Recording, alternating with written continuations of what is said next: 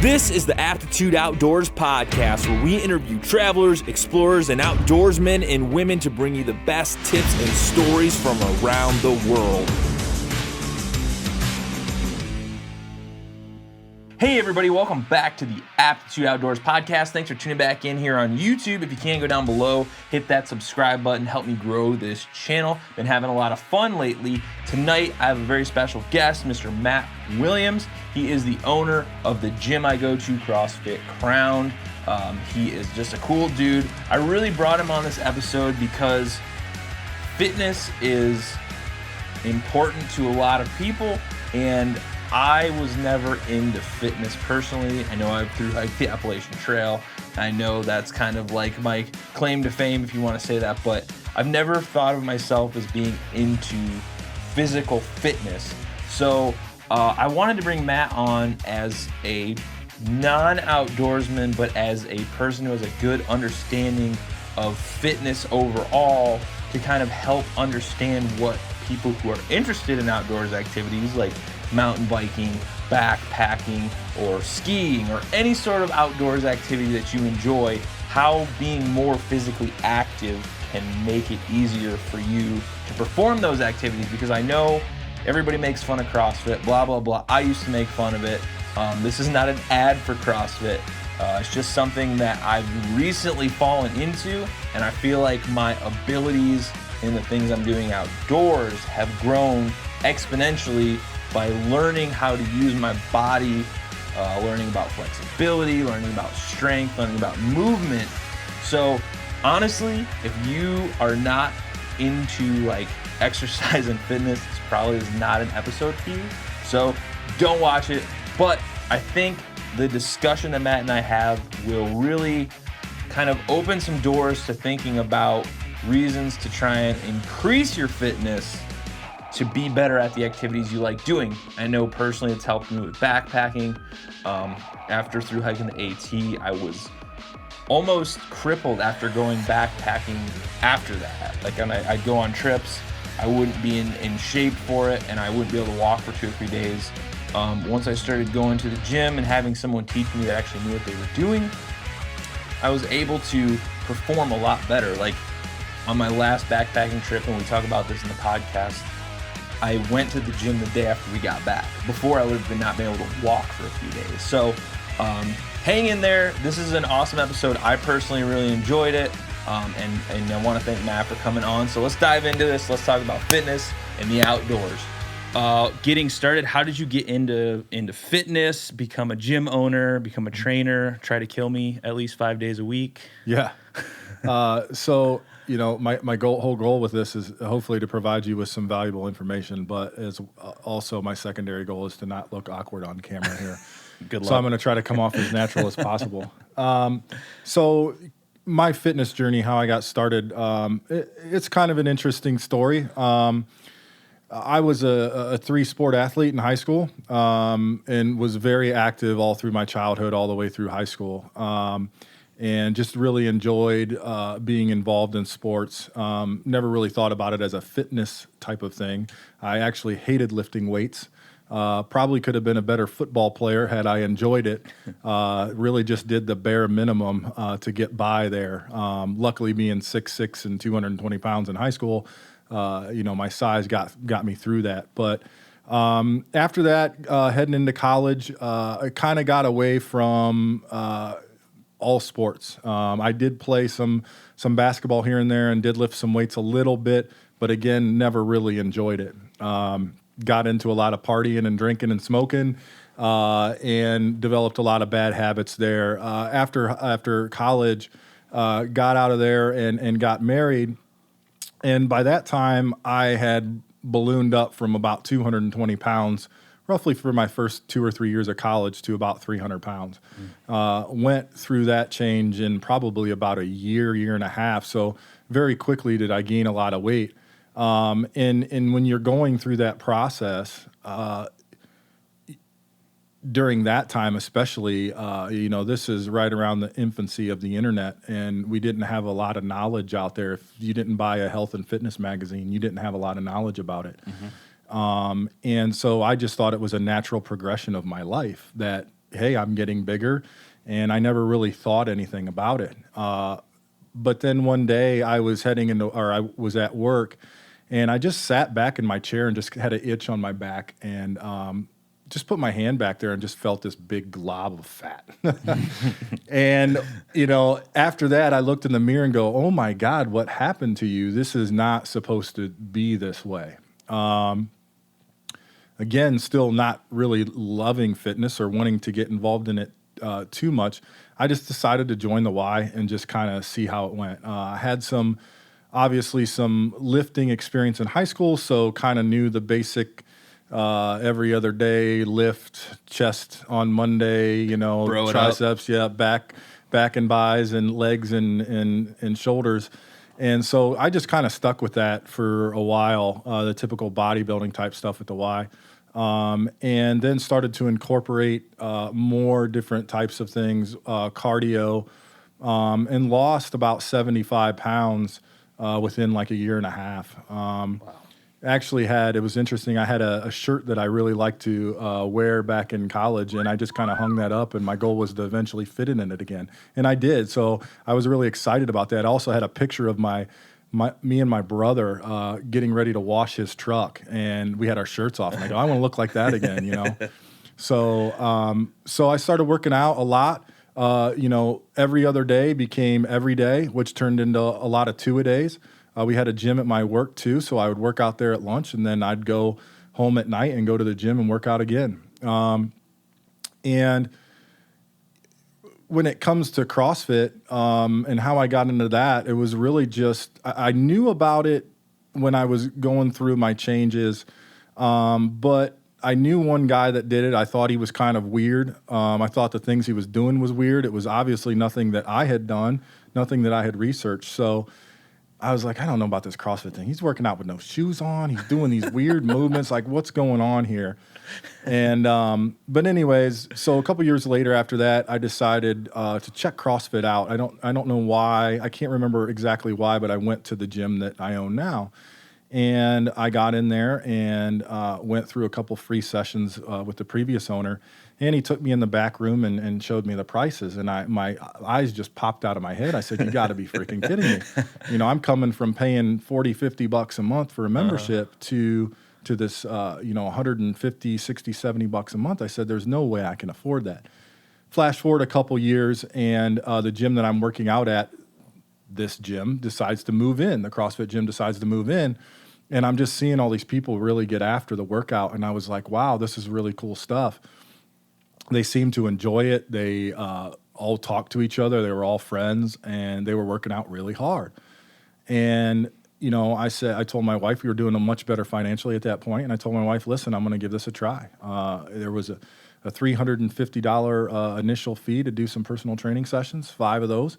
I did that. And then I think some people helped me out with that for my birthday too, which was cool. And then I decided to do a 3-month commitment because we were on commitment commitments back then, 3 months, 6 month, 12 month, that kind of thing.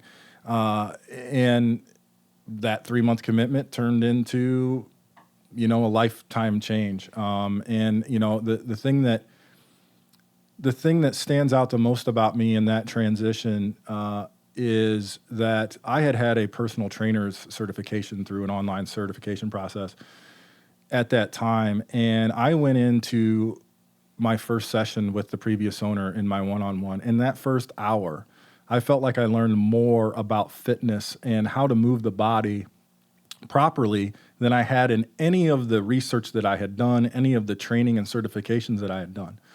And I just fell in love with the process and the style of fitness that CrossFit delivers. And then it was funny. I during that time, during those first 3 months, I actually, I found out about how CrossFit was a sport. I knew about the games and all that kind of stuff, and that really intrigued me, especially being a former athlete. And so I decided, I wanted to go to the CrossFit Games as a master's athlete. And I wanted to train for that. I also realized my passion. I had already knew that I wanted to train people in fitness. I didn't know how to do it. They don't teach you that stuff in the online certification.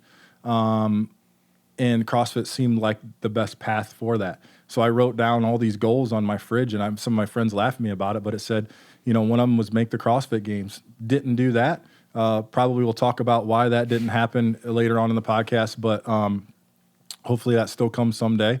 But becoming a CrossFit gym owner was one of those things. And just through the years of training and getting the opportunity to do that with the previous owner wanting to leave for some other personal reasons, just has been, just a huge whirlwind for me these last couple of years. And I'm just so excited about the opportunities that, I have with the gym, but also the members of the gym too. So that's kind of my journey into where I'm at now. I could probably go on all day about that and tell you some other things, but we got to move on. Well, yeah, I mean, my listeners are probably like, what the hell are you talking about CrossFit for on this podcast? We'll get into that in a minute. Yeah. But it's so funny because I specifically remember my family talking to me, because my whole family pretty much goes to your gym, and they're like, dude, come on.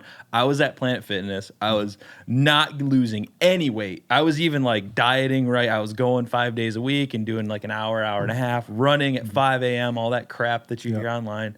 And it was just getting nowhere. And it was the same thing. Like, you want me to pay this much a month to go to CrossFit, which as a guy coming from the normal gym is like, right. All they do is flail around in there.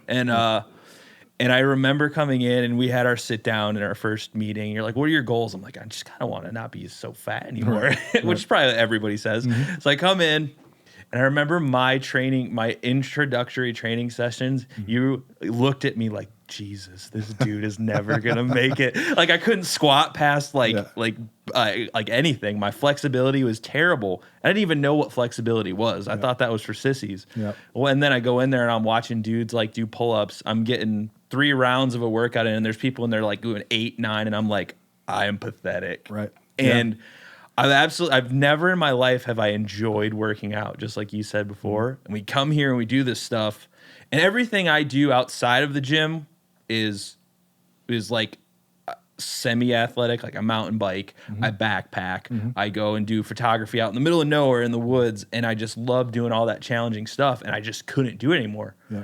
I don't know if you knew this about me. When I was graduated college, I thru hiked the Appalachian Trail 2,000 miles, best shape of my life, just completely rail thin, 190 pounds. Forward 5 years, I'm like when I came to the gym, I think I was like 275, 280. Right. And like forward to now, I look forward to it every day. It's like the highlight of my day. I work all day. I go to the gym for an hour. You guys try and kill me. And then I go and do podcasts. That's like my life. Yeah. And the other day, for the first time, my goal was, since I started, was to do pull-ups. Yeah. Pull-ups. Like, anything else doesn't matter. I've deadlifted, all the cool, like, Olympic lifting stuff's awesome, but I was like, I want to do pull-ups. And then yesterday I did like 30 pull-ups. I was like, I can't believe I did this. For me as a coach to see you do that, because you know my story, and maybe we'll get into what's been going on with me the last 5 or 6 months. Mm-hmm. But I haven't been at the gym. Mm-hmm. And knowing where you came from and coming into the gym for the first time in a long time and seeing you do that, I mean, I couldn't believe it. And I was so happy to see that, because you talk to clients so much about the future and about how to get to where you want to get with your goals. And, your goals change when you come in there. A lot of people come in with a very similar goal to you.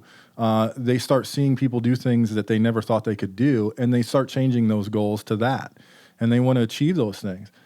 I mean, my path through CrossFit is very, very similar to yours, and it's similar to a lot of people. And knowing what I felt when I accomplished those movements and those things that I saw other people doing, to watch other people do that is, as a coach, is, just makes everything worthwhile. And that's why we put in the time and investment into our members, because we want to see those things. I mean, you probably, when you started getting kipping pull-ups, you probably drove home that day the happiest person alive. I remember I did my first one, and I was like, holy shit, that just happened. That I just did that. And explain, my audience has no idea what a kipping pull-up is. So if you think about a pull-up and it's funny we're talking about CrossFit and pull-ups because if you ever scour the internet and Google search CrossFit and pull-ups, you're going to come across an endless rabbit hole of controversy.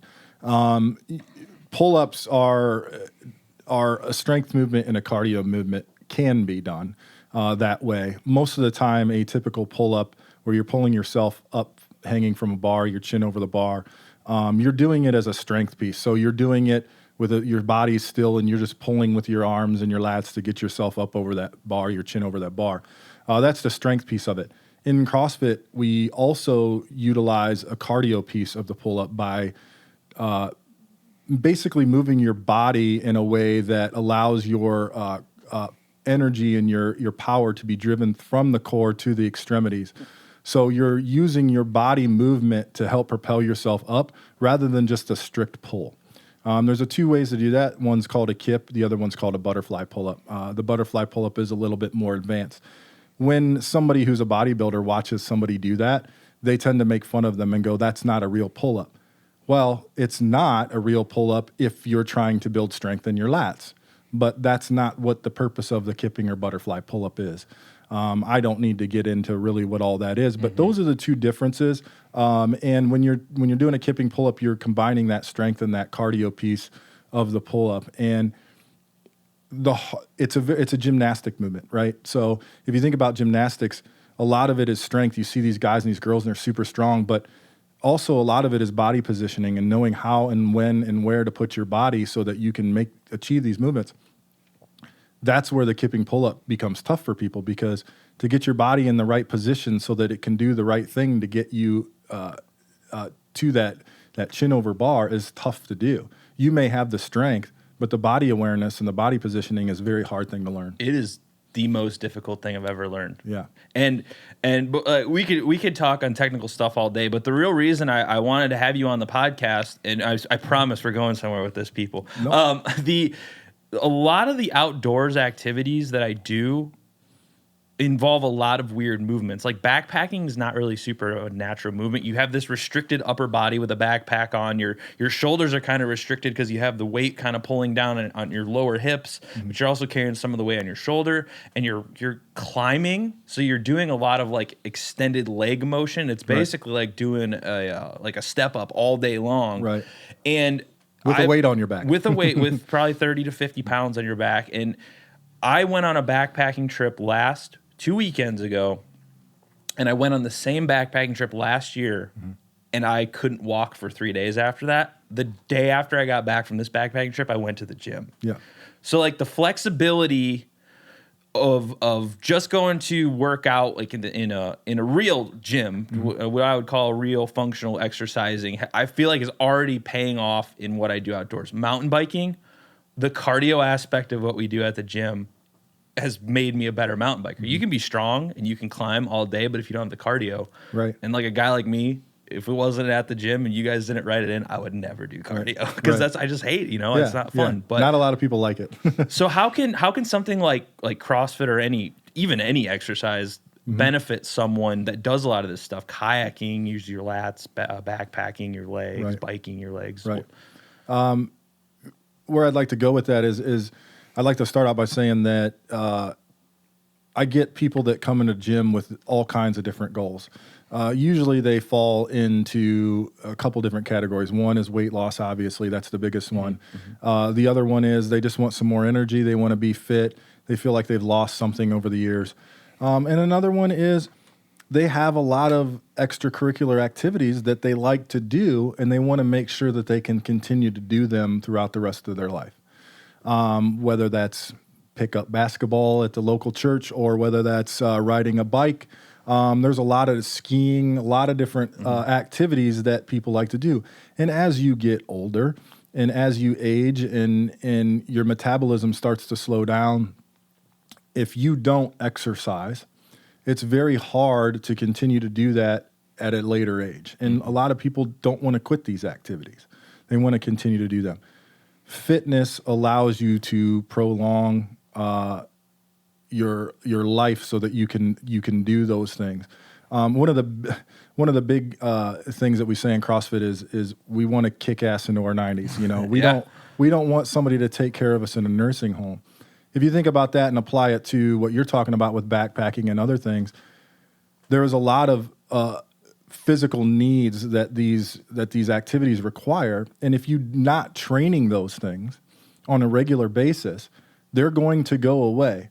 What's going to happen is for backpacking, for example, when you're younger and you feel good and you're not exercising anything else out of that, you're going to start to do backpacking and you can continue to do it. But there's going to be a point, like you said, where, man, I'm really sore after this one. It's 30. Yeah, for me, it was 35. I remember going, I just cannot heal the way I healed before. Mm-hmm. And it's slowing me down. Next thing you know, you're backpacking less and less and less. And over time, you end up stopping. Mm-hmm. We don't have to live our lives that way. We do not have to be a slave to age. But it requires a lot of effort on our part to continue on with our fitness and making that a top priority. Yeah, and that's something I see a lot with people, especially in outdoor specific activities. I mean, you're talking hunting. Mm-hmm. If you are just like I was telling you the other day, I set all weekend. I was out hanging deer blinds and deer stands, and that's a lot. You're dragging like a 30, 40 pound ladder through the woods. You're pulling it up, lifting it on a tree. You're climbing it. You're doing straps. You're holding on. I had to carry up like a 30-pound stand up a ladder and like suspend it from a tree. Like that's a lot of weird muscle movements, and a lot of guys I see that are hunters, terribly out of shape. Right. Probably hunting is the only time of the year they get any exercise, and like that might sound mean, but like. Then if you say you get a deer, that thing is heavy. That's a big animal. You have to carry it out of the woods. Right. Even if you're carrying it to your truck, that's not super far. That's a lot of work, and it only makes everything easier. Right. Like if you're kayaking, people think that's like an easy, laid back sport. Like it tears up your lats. Yep. And I think one thing I've learned from going to your gym specifically is you just learn how to move your body how it's supposed to move. Yep.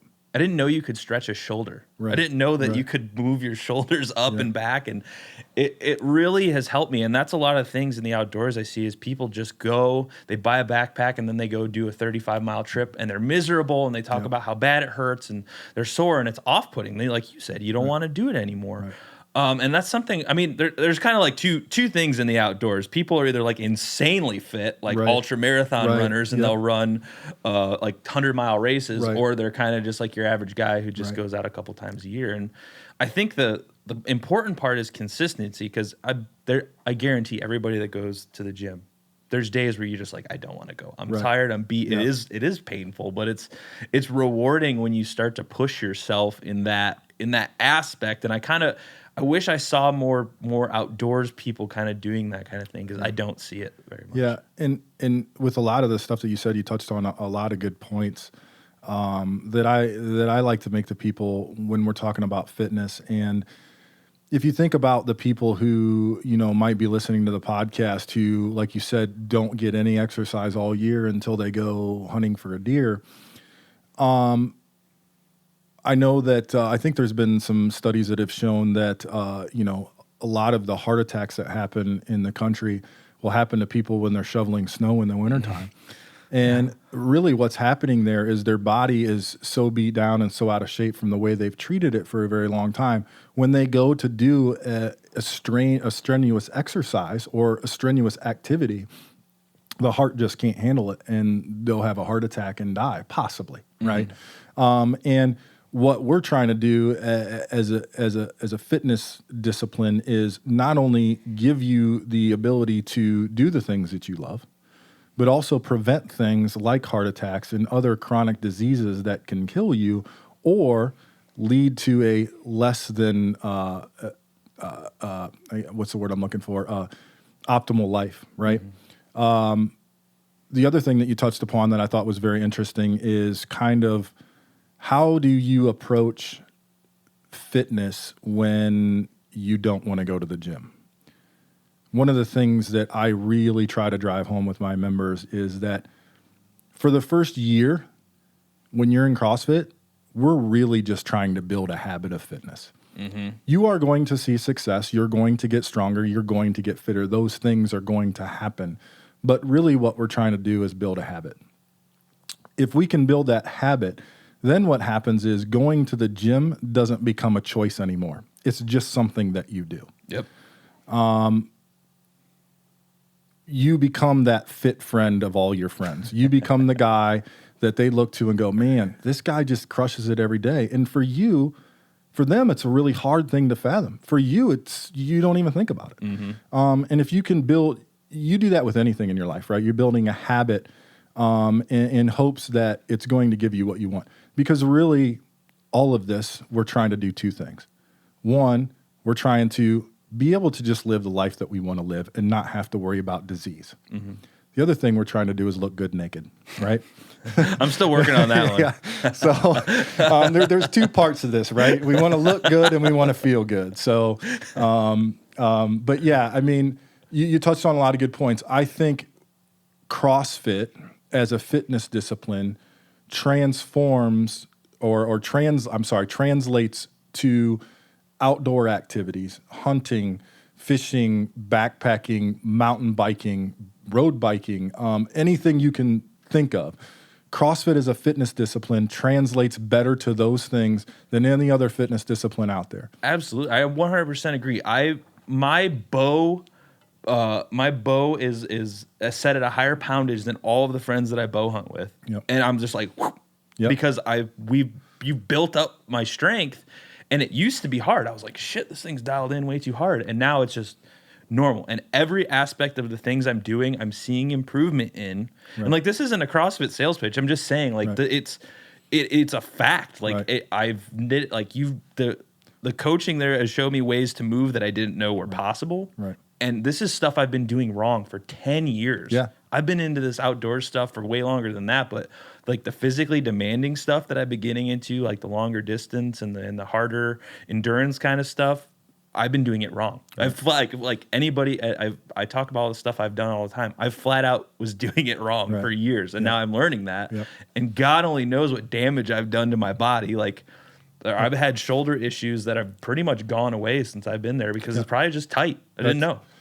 Yeah, that's amazing because we get concerned with injuries a lot, and people will stop doing things because of injuries. And I'm not here saying at all that anybody should ever work through an injury, mm-hmm. but an injury shouldn't stop you from moving.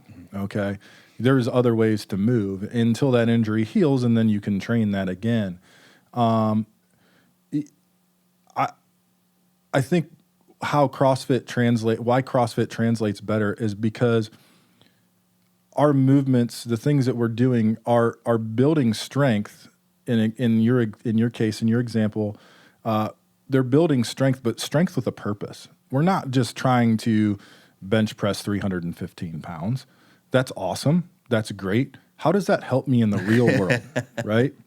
Yes. I mean, I don't care about what people think about me in the gym. I care about being able to do things in the real world. And our strength that we're building is with a purpose, with movement and understanding that we want to be able to move our body in a strong way, mm-hmm. not just be able to bicep curl 50 pounds, right? Mm-hmm. So a lot of the movements that we do are going to be functional movements. They're going to be multi-joint movements where you're using a lot of, more than one joint at a time.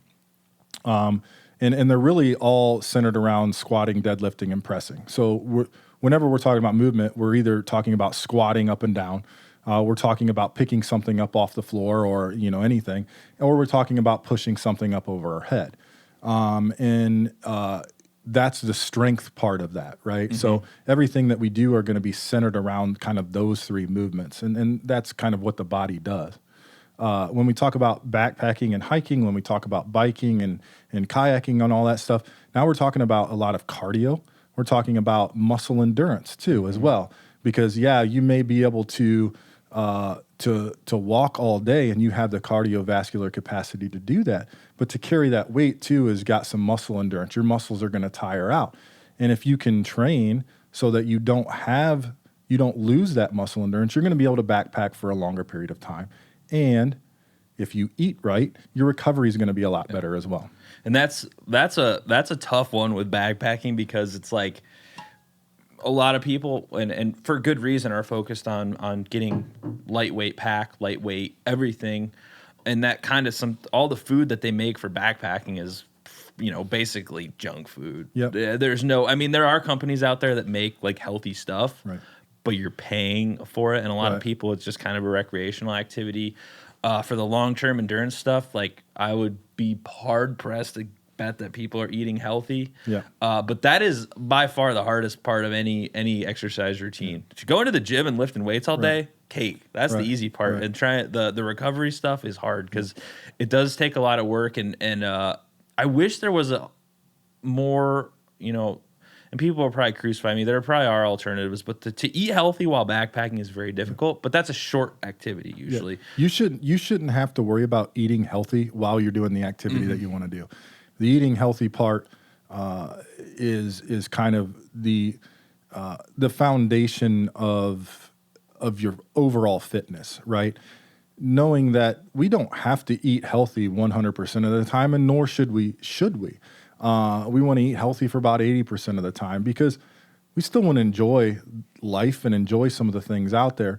What happens is we tend to enjoy those things a little too much, and it takes over our life, right? Please don't watch any of the other podcasts where we drink beer the whole time. Yeah. Just ignore those. Well, I would be drinking beer right now, but there's a reason I'm not. So yeah. We'll get into that. Yeah. I forgot to ask you this. Do you do outdoor stuff at all? I don't know if you're into the outdoors. I have been biking with my wife a lot more.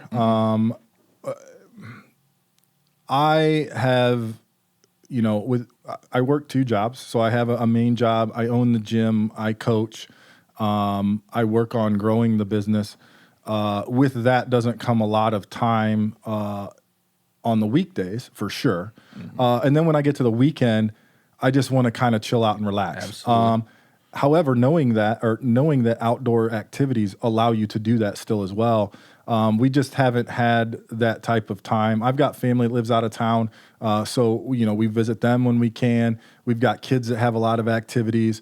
I know this all sounds like an excuse, the same type of excuses that I'm used to hearing as to why people can't go to the gym. Why aren't you mountain biking 7 days a week? Yes, exactly. But we did this summer go on a kayaking trip with a friend of ours and her family, and it was so much fun. We, I forget what the river was called. It was up in Michigan. And we were kayaking and surrounded by people who were just floating on inner tubes and drinking beer and White Claws.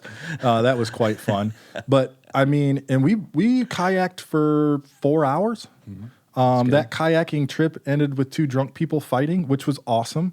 What's a kayak trip without that? Yeah, really? Exactly. I mean, we're in Michigan, so it's understandable. But no, I mean, we there was a break point that there was a park, and we stopped there and we pulled the boats up and we just ate lunch there, and then got back on and went for about another hour and a half, 2 hours. So it was about 3 to 4 hour trip, and I was exhausted afterwards. And you're jacked. For people that aren't watching this, it's bullshit. Yeah. Well, but I've been out of shape for the last 6 months, and it was very tiring for me. But I just had so much fun. It was very peaceful. I mean, the river was very calm, so we were just going at a very slow pace. But it gave me a chance to talk with people, and we had a lot of fun. And I was like, this is the kind of stuff that I want to do. Because there's so much out there in this world that if we just lock ourselves in our house, we don't get to see the beauty of it. And you don't have to do some crazy, strenuous outdoor activity to enjoy what Earth has to offer. But you also have to have the physical capabilities to enjoy that stuff, because you want to be able to last and see those things. So there's a lot that goes into that. But yeah, I mean, two of our coaches do a lot of mountain biking. I'm hoping to try and do that maybe next summer if I start feeling better. Do some more kayaking. I really like that a lot. And just being out in nature is really kind of what I would love to do more. Yeah. Well, I know a guy that's pretty into that stuff. He might be in the room. I don't know, but yeah, we could definitely get you out. That's all I do, man. It's like the outdoors is my life. Like you guys see me at the gym for an hour and you're like, Jesus, this dude is just sweaty and gross and nasty, but that's like all I'm about. And, so like maybe for some people at home that, don't really care about fitness too much. What's some like basic exercises that someone could do, just general fitness to be able to just go out, like something you could do like half hour a day, 15 minutes a day at home? Well, we'll start off that by saying, just like I remember hearing in the 40-Year-Old Virgin, if you don't use it, you'll lose it, right? Yeah, for sure. Yeah. So, let me talk to you about like what our three kind of main components of CrossFit are and how that can translate into doing things at home that are a little bit less intense. We really focus on three areas: weightlifting. So we're trying to move external objects through space. Whatever you're doing, if you're holding something, you're weightlifting. Gymnastics is the second one. So now what we're talking about is moving our own body through space, right? And we're trying to build the capacity and power to be able to do that, and the muscle endurance to be able to last a long time to do that. And then the last thing is metabolic conditioning. What that is basically just cardio, right? So we're talking about running and rowing and walking, jumping rope, anything that's going to get your heart rate up. Right? Lifting weights fast. Lifting weights fast is a cardio movement. Lightweight fast, it is weightlifting, but it can be also, just like a pull-up, can be turned into a cardio movement as well. Those three areas will cover pretty much everything that you need to cover in order to be fit. Whatever you're doing at home should be centered around those three things. You don't have to do all three of those things at any given time. As a matter of fact, in the CrossFit Level 1 trainer manual, they kind of give you an outline as to how you should break up those things and combine those things throughout the week. But if you can stick to finding things that fall into that, which everything is going to fall into those three things, and building a capacity in those, that's really what you're trying to do. So we talked earlier about squatting and deadlifting and pressing. Those are going to be, if you're holding a weight, there's going to be weightlifting movements. You don't have to hold a weight to squat. You don't have to hold a weight. You do have to hold a weight a little bit to deadlift, but you can still move in that position without a weight. And then pressing overhead, you kind of need a weight to build that strength and that capacity. Unless you flip upside down. Right. Now, squatting, you can squat 100 air squats without any weight, and you're going to be hurting. Terrible. Right. Yeah. But you want to do those things. You want to make sure that your movements are centered around weightlifting, gymnastics, and cardiovascular. And you want to make sure that you're focusing more on multi-joint functional movements, and not isolation as much. Not saying that you don't need isolation, you do, especially if you're trying to build a strength capacity. You want to have those assistant muscles helping those primary moving muscles. So there is a need for that, but you don't have to geek out about it too much and get that crazy with it. If you're just trying to stay fit so that you can do things in your life, I mean, you can grab a jug of water and you can squat with it. You can pick it up off the ground. You can press it overhead. You can run with it, right? You can go out and run. You can do jumping jacks or burpees, or you can get a jump rope. You can jump rope. And then you can do push-ups, right? You can hang on to something at your house and pull yourself to it. So you can do pull-ups, some variation of a pull-up. So you want to do pulling and pushing and cardiovascular movements, all those types of things. I could come up with a workout for you, but I'm not going to do that. But those you do that every day. Right, exactly. Well, I don't do that. Zach does that. But our head coach at the gym. But yeah, those are the things you want to focus on if you're trying to, have at least some fitness capacity to do the activities that you enjoy. And that's one thing that was hard for me, is that transition from the traditional gym to this style of exercise was, I could lift heavy. I could go squat 250 pounds, no problem. But then you go to the gym and you start adding all these other movements in, and it's like, right, you're like, drop down to 75 pounds, and I'm like, what the hell is this guy talking about? And then I did the exercise, and I'm like, oh shit. Then you couldn't move the next day, Then I couldn't right? move. Yeah, I couldn't walk. Yep. So it is definitely a different ball game. But like I said earlier, for the things I love to do, it's much more practical. Yep. And I feel better. It's like the highlight of the day, unless I get to go mountain biking. Right. That's like the only time I skip the gym is if someone invites me mountain biking. So that's totally fine. You're still being active, so that's a good excuse. I'll tell you, the hardest day I've had in a long time was I did a workout and then I went mountain biking, I was like, what have I done? Right. Immediately from the gym, I was like, this is not a smart move. But as you continue to build, you can do more things like that, and then the gym doesn't become a deterrent anymore. Now it just becomes a part of what you're doing. And I really applaud you, Paul, for doing that. Your entire family pretty much has now been doing that and has seen the success for it. And, I just love seeing you guys at the gym, and you guys work really hard. You show up all the time, every day pretty much. And, I don't know how that has impacted your family dynamic. I would think that it has brought you guys closer. All we do is talk about CrossFit. It drives the rest of our family insane. That's awesome. I mean, when we talk about fitness and we talk about training and we're talking about CrossFit, yeah, we're trying to do all this stuff and help you do the things that you want to do. But I mean, just look at your example. You've become closer with your family because of it. I mean, fitness can change you in many different ways and can assist your life in many different ways. Not just, hey, I look good naked now, right? But yeah. So no, I love seeing you guys. You guys bring an energy to the gym, a family energy, right? We don't get that with a lot of people at the gym. Arguing? No. Just talking shit. I love seeing you guys make fun of each other. That really is the highlight of my day. We're good at it. But no, it's great seeing you guys and the transitions and the changes that you guys have made have just been amazing. I know Stan came in with some injuries on his knee, and I don't think he has a problem with that anymore. And crushing it. Yeah, he's so strong and he moves so well. And and he's old. He's very old. Very old. Yes. It's never too late to start this stuff. Just ask Stan. Shit, yeah. Listen to that, Stan. I'll be showing him that one for sure.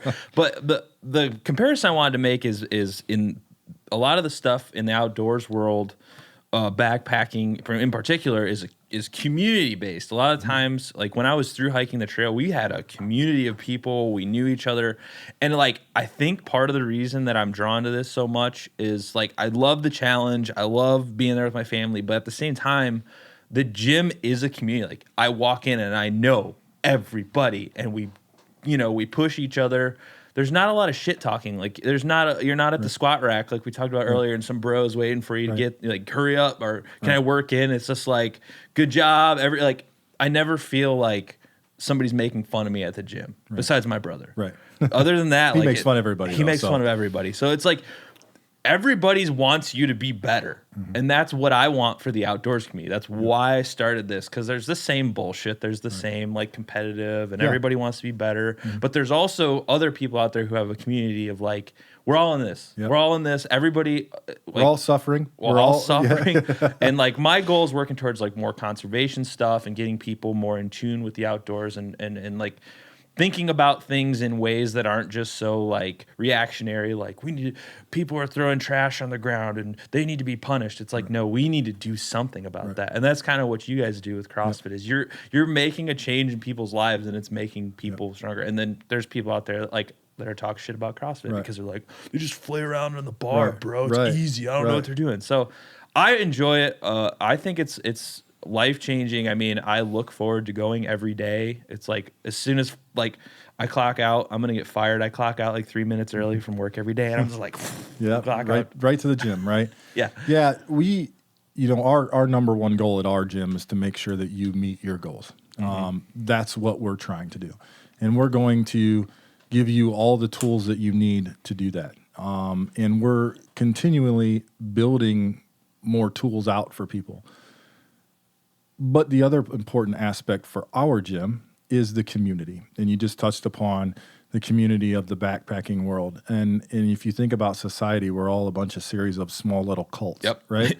And exactly. And that's what we are as human beings. We have a need to be around other people. We have a need to be a part of something, a part of a community. We want to share values with people. We want to share experiences with people. To go at that stuff alone is very hard to do and very depressing for a lot of people.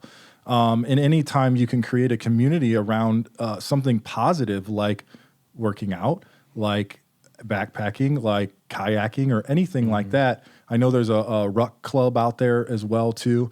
Anytime you can build a community around that, it just makes us as human beings stronger, and it really creates longer lasting relationships and makes this life much more valuable.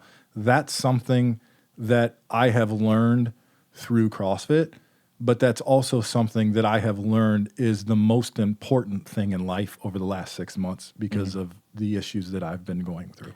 Yeah. What do you got going on, Matt? I know, but it's... Yeah. So my journey through fitness was obviously to look good naked. Just kidding. That was part of it. That's like 94%. Right. But my journey was to be as healthy as I possibly could. I used to smoke. I smoked for 15 years. I was never a big drinker. I never really drank enough to get blackout drunk, but I would get to points where I felt good and I was ready to stop. But I did it a lot, and that was kind of my thing. My journey into fitness was to erase all of that damage that I have done and try to live a healthy life and try to prevent chronic disease in my life. Unfortunately, that didn't go the way I wanted it to. And in June 9th of this year, I was diagnosed with stage 4, we'll call it rectal cancer, but it was colorectal cancer. It spread to my lungs, it spread to my liver, spread to my lymph nodes. And I'll never forget that day that I found out. It was a day that changed me as a human being.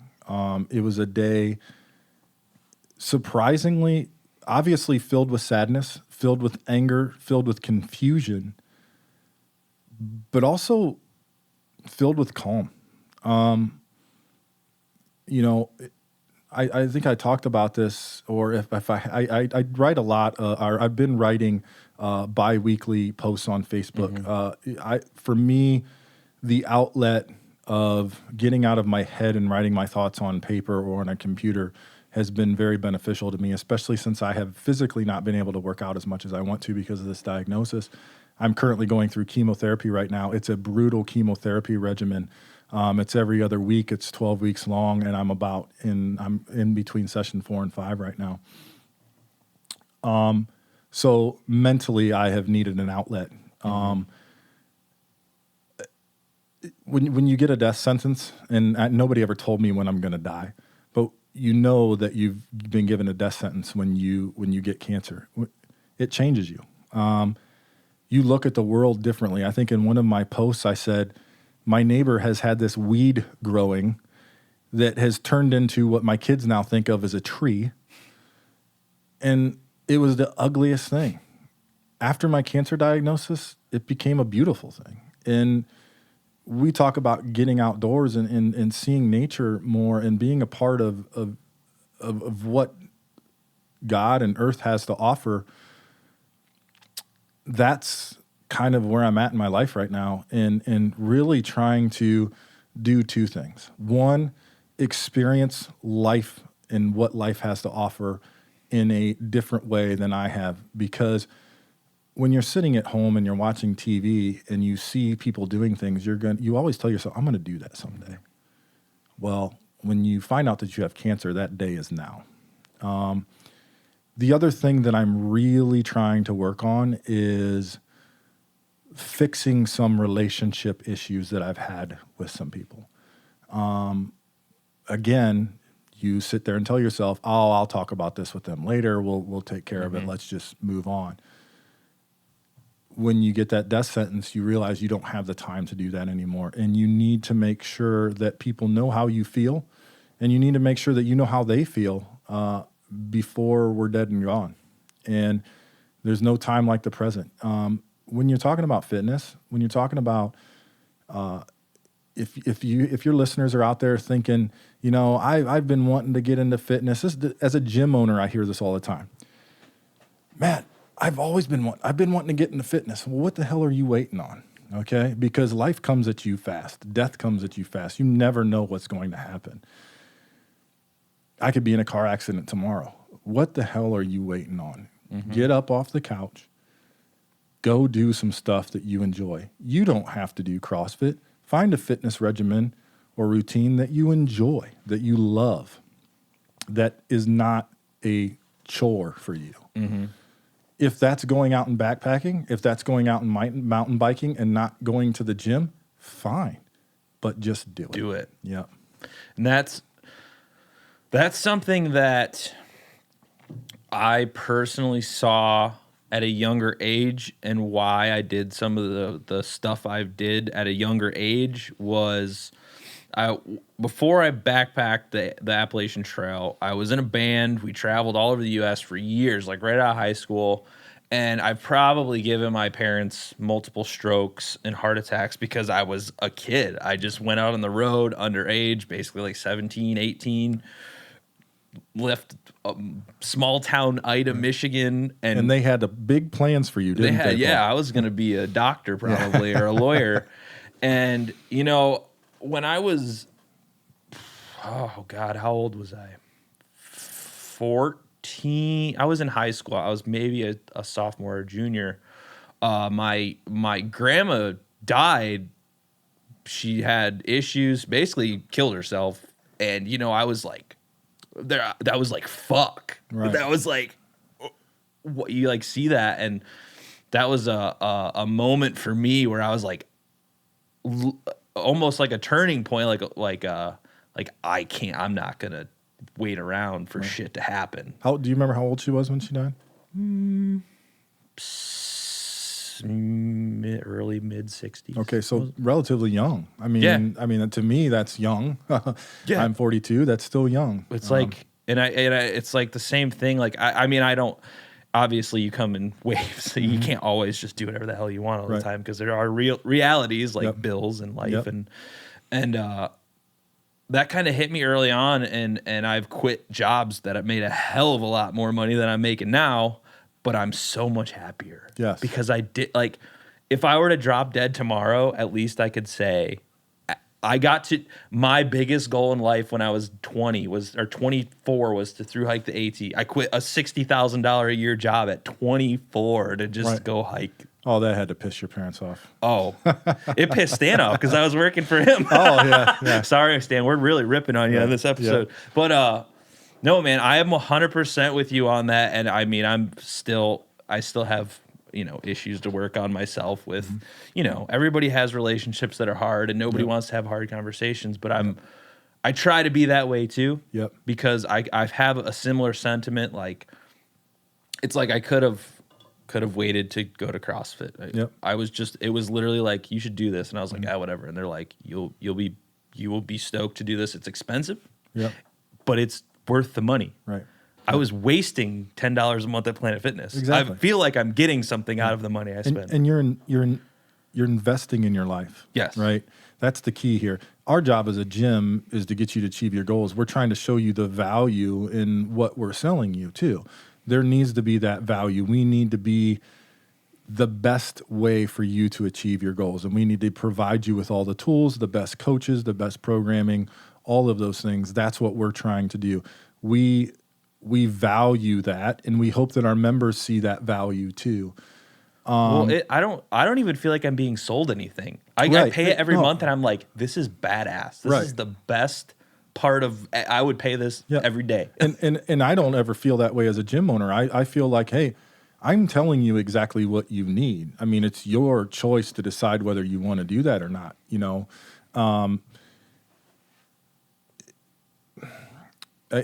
You touched upon something with your grandma and you know, dying. I think you said it was your grandma, right?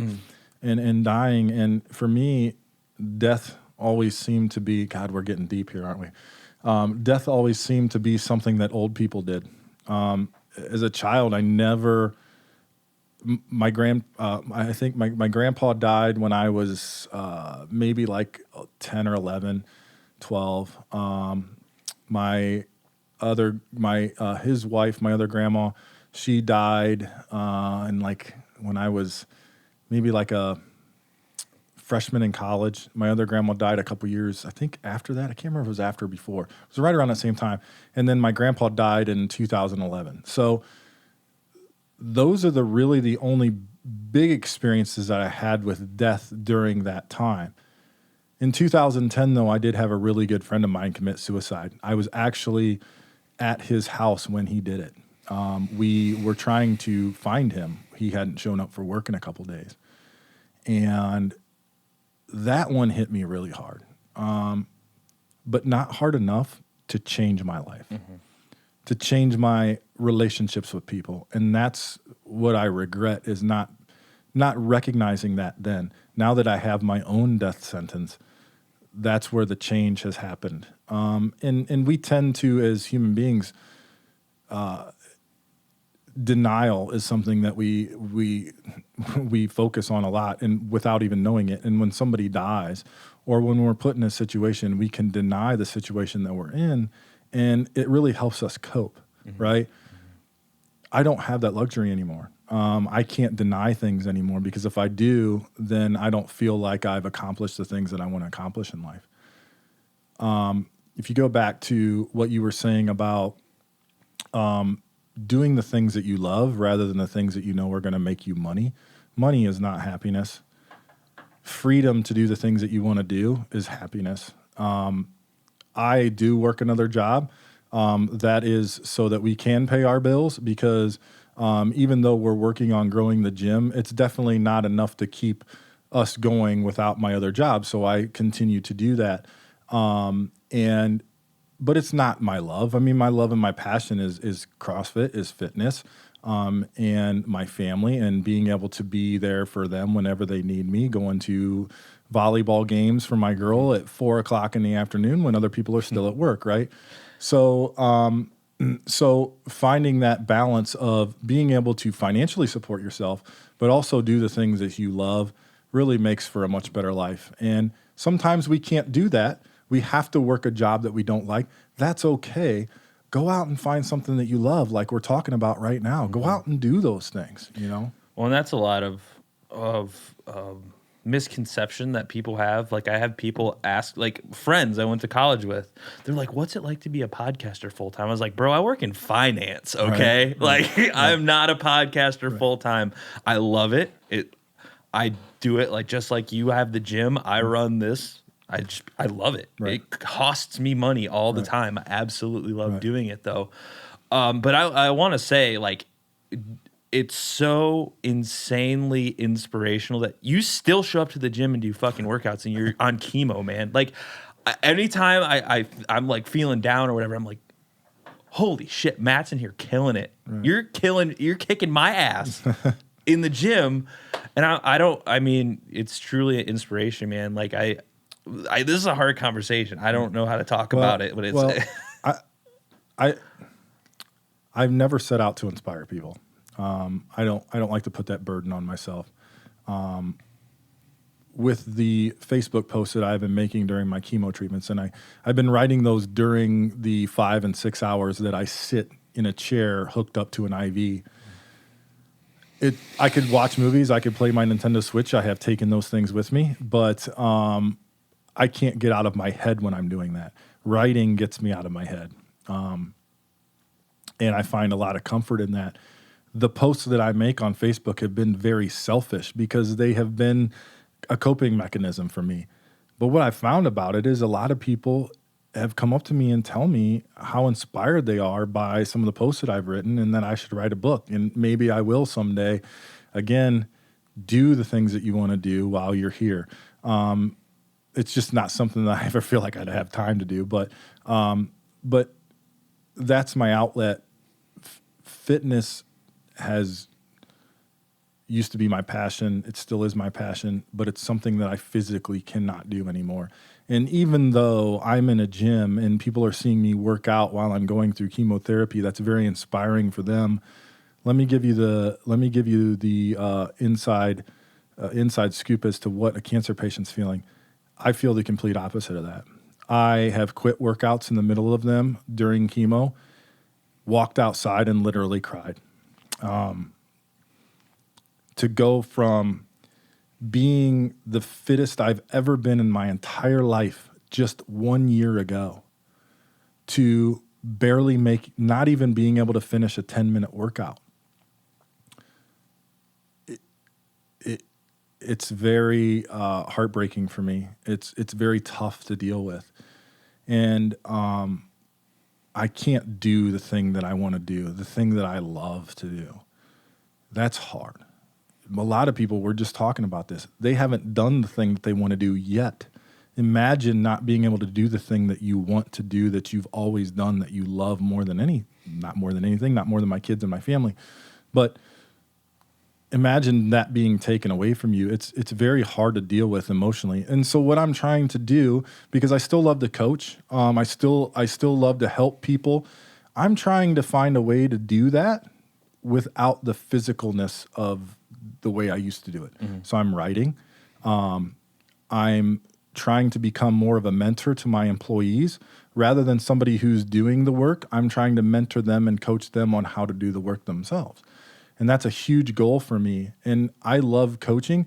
It's hard for me to stand in a classroom and coach for an hour or 2 hours. I did it last night. Very happy with myself that I made it through. I did get a little winded just standing there and talking. But I'm still trying to find that coaching outlet and that mentor outlet in other ways. And that's keeping me sane. That's keeping me happy, along with a lot of pills and other things that I'm taking. Well, I mean, it's hard to talk about. It is. I mean, Yep. When we all got the email from you, I literally cried, man. I was like, this is insane. Because you are in the best shape I've ever seen anyone. I was like, so it's hard to deal with. I can't imagine how you feel. And it's just like everybody at the gym is like, how? Right. How? He was trying to prevent this, and look what happened. Life comes at you fast. I mean, my doctor told me that I was just unlucky. I still don't believe that. I still believe that something that I was exposed to or had done to myself in the past had led to this. I just refuse to believe that something didn't cause this. What I'm trying to do is not rack my brain to figure that out, because it's an endless rabbit hole of never knowing. Mm-hmm. I have changed a few things to help aid in the treatment that I've been going into. Chemo is very tough because there's a lot of crazy symptoms. It really wrecks your body. And one of the things that I've always focused on is my nutrition. I've always tried to eat healthy. I've been on different nutrition plans and programs over the years. I've gained and lost weight, gained and lost muscle mass and fat and all that stuff. Something that I have a routine. One of the big things I talk about with my clients, and we touched on this earlier, is building that habit, right? Building that habit with fitness is key, but also building that habit with nutrition is also huge. Hard. Exactly. And it's something that takes a long, long time. A lot of people want that 30-day quick fix. They're not going to get it. Or if they do have success in that, it's going to go away, because you have to develop a habit that will last a lifetime, a nutrition habit that will last a lifetime, to where you're mostly eating really, really well, but you're still enjoying yourself here and there too. The nice thing about that type of approach to nutrition is, if there's ever a point in my life where I need to really dial it in, I can do that, because I know what it feels like and I know what it's going to do for me. When I'm going through chemo, I don't have that luxury. Really, the only things that I can eat are things that I can stomach, things that are not going to make me nauseous. And it's hard. I mean, even water makes me nauseous sometimes. So I have been eating cereal. I haven't eaten cereal in 10 to 12 years. It's just something that I'm completely and firmly against eating. But now it's the only thing I can stomach, man. I told my wife to go buy me the worst cereal you can find. I know that when I get off chemo that I'm going to go back to a healthy eating habit. Luckily, I've had years of that to where I know what it's like to do it, and I will do it. And I'll do it because I know it's going to assist in my treatment. But right now, my body is so wrecked, my mind is so wrecked that I can't do that stuff. Another heartbreaking thing for me, not being able to work out and not being able to eat right, things that I just naturally do all the time. Yeah. So before we wrap this up, what's kind of your words of wisdom to everybody out there? Because I always try and have my guests, because I generally talk to people who have done crazy stuff. I've talked to people who've traveled all over the world, done crazy endurance stuff, a guy I talked to last night did the Triple Crown, which is like 7,000 miles of backpacking. Wow. And they always have a little word of wisdom to leave people with. Mm-hmm. And I try and just motivate everyone to be the best version of themselves. So if you had anything to lay out to the world, what would it be? Wow, there's so many things that are going through my head right now. All of them? It's like asking me what my favorite song is. Like, I mean, gosh. You made us pick our favorite movie at CrossFit I did. Well, that one's an easy one for me. But, gosh, words of wisdom. Well, I try to present those in my Facebook posts bi-weekly, but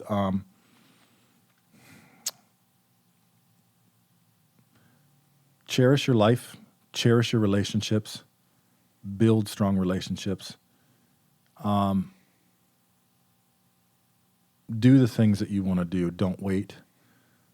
I know I'm giving a lot of things here, and the reason for that is because when you have a perspective on life differently when you've been told you have cancer. One of the biggest things that I'm trying to do in my life with my family relationships, with my kids, is being the type of father that they can come to. And how do you do that? You have to listen to people. Listen to people, get to know people, understand that they come from a different world than you do, and that you aren't always doing the right things, that there's different ways to do all kinds of things. Listen to people, hear their stories, empathize with them. Try to understand them, take action, and help them if they need help, if they ask for it. Just really put yourself into that position to be a part of the community and a part of people's lives. And it's going to make your life richer.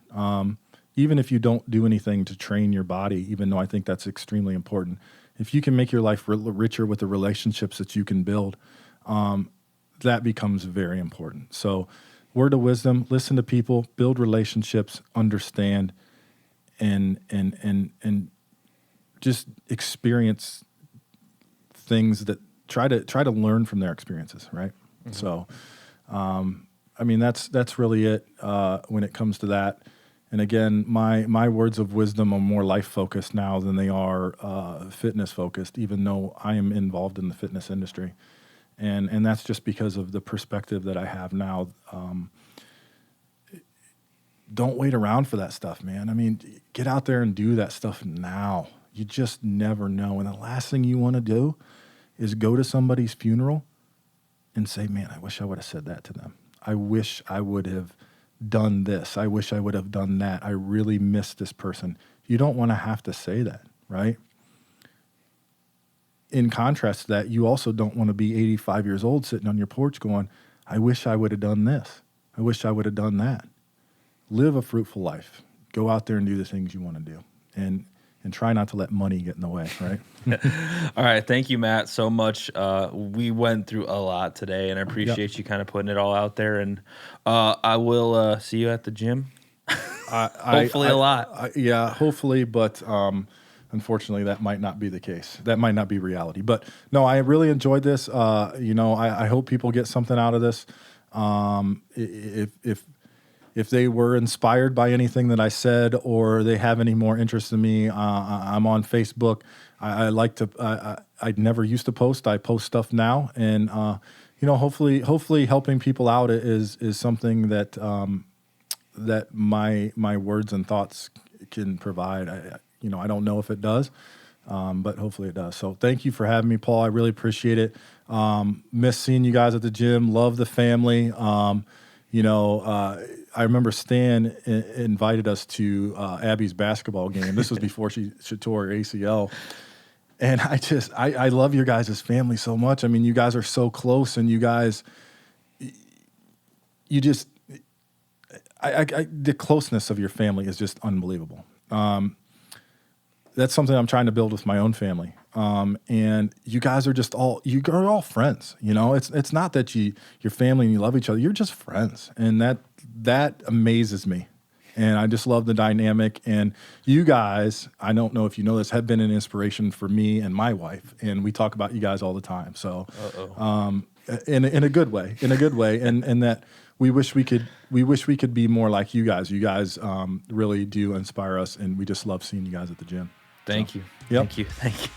Hey, everybody. Thanks for watching this episode of the Aptitude Outdoors Podcast here on YouTube. If you can, go down below and hit that subscribe button. I hope you all learned something today. I've learned a lot working with Matt and the coaches at Crossfit Crowned over the last almost year now. I feel better. I hope I look better. I highly doubt it. I don't think that'll ever change. But I really want to thank Matt for coming on. He's a great teacher. He still teaches me stuff every day and makes fun of me at the gym for failing every day. So I want to thank you guys for watching, and I hope to see you all next time.